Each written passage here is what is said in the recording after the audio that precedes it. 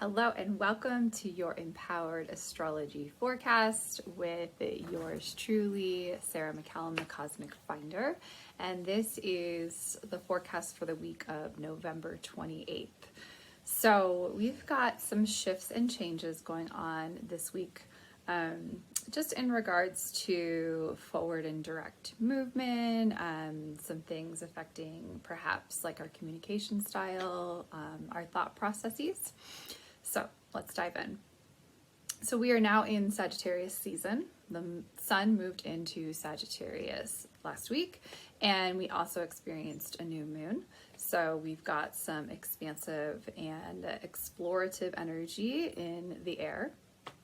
We may feel like creating connections that have truth at the basis of that relationship, or connections that involve higher learning or discussion around philosophy, just like big ideas. And this may feel like a welcome change coming out of Scorpio season, coming out of the eclipse portal. So, I hope you all are navigating this energy in a positive way. But also just tune into your body's need for movement, for exercise, maybe even like long walks, long hikes, exploration of some kind. So first I want to talk to you all about Mercury and Venus opposite Mars. And this may feel a little bit interesting. Mercury being the planet that governs the way that we think, the way that we communicate. Venus being the planet that kind of governs, what we find beautiful, how we give and receive love, what we find attractive, and creating an opposition, which can be challenging, with Mars, which is currently still retrograde.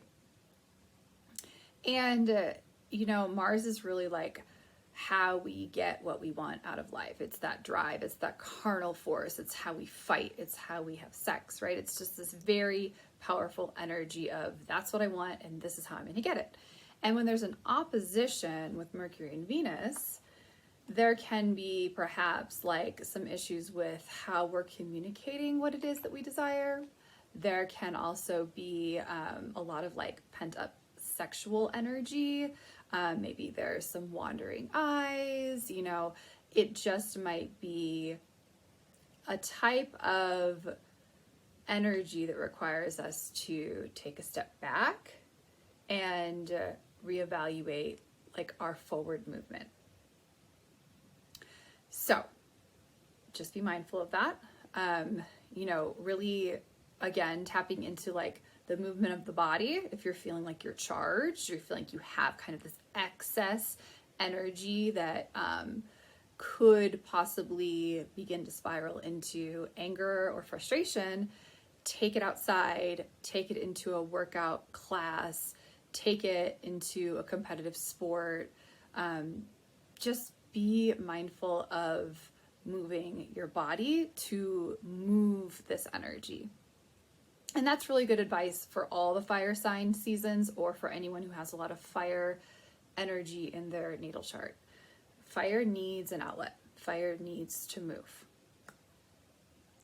So next I want to talk about Neptune, the planet that governs Pisces, the planet that governs our dreams, our fantasy life, our imagination, our spirituality, moving direct this week. So there could be actually quite a bit of clarity there, because rather than, when a planet's in retrograde fashion and we're really encouraged to refine and reflect and kind of hang back, now we have the opportunity when a planet moves direct again to really push forward. So this could be in relation to like ideas that you've been stewing on, maybe some of your grand ideas or dreams or fantasies could come to life. Some of those big hopes, those big wishes could come true. So kind of envision the energy of Neptune going direct as a way to not only receive clarity, but also to bring those visions to life.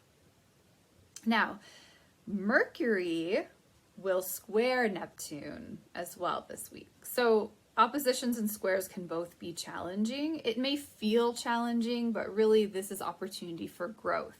And when you learn how to work with the energy, move through it, and learn from it, really powerful growth lessons and experiences can occur. So there's big potential for growth. So I don't want to mention oppositions and mention squares like, oh my gosh, this is going to be hard. I want to mention them in the sense of it may feel challenging, but there's potential for growth here, right? Whereas with the sextiles and the trines, it may feel easy and it may feel like it's flowing, and that's beautiful, but there may not be a lot of growth that occurs. So when Mercury, the planet again that governs the way we think, the way that we communicate, the way we bring our thoughts into form, when it's creating a square with Neptune, which is the planet that basically is governing again our spirituality and our fantasy world, we may have issues with, communication in a clear way. Like our communication may feel that is a little bit skewed, that it's not quite clear. We may not be sure exactly how to say how we feel. So again, take the time to maybe journal how you're feeling, what you're thinking, what you want to communicate, and also just be mindful of the fact that you may feel a little bit confused. You may feel confused about what it is you want to say. You may feel confused like receiving communication from others.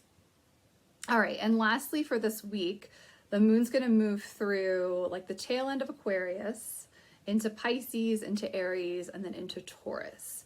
So, with the Aquarius moon, we can really tap into innovation and technology. So any of those business tasks that involve social media planning, posts, website design, stuff like that would be great to incorporate into an Aquarius moon day. The Pisces moon is wonderful for envisioning, imagining, or creating some sort of artwork related to your business, or even perhaps like your home, like creating art or decorating your home in a way that makes you feel more spiritually aligned. When the moon is in Aries, I would really suggest y'all just like get moving, get yourself into some sort of like high energy workout class, some sort of like really healthy competition that like feeds that need for drive and movement. And then lastly, when the moon is in Taurus, you can think about tapping into your rituals. So ritual process would be great to incorporate into Taurus moon days, your habits, your routines, and grounding into Mama Gaia, grounding into Mother Nature. So my dog Blue wanted to be on the call or on the video today, so she is here. I wish you all a beautiful, wonderful, fantastic week. And I will be back with you next week to catch up. Take care.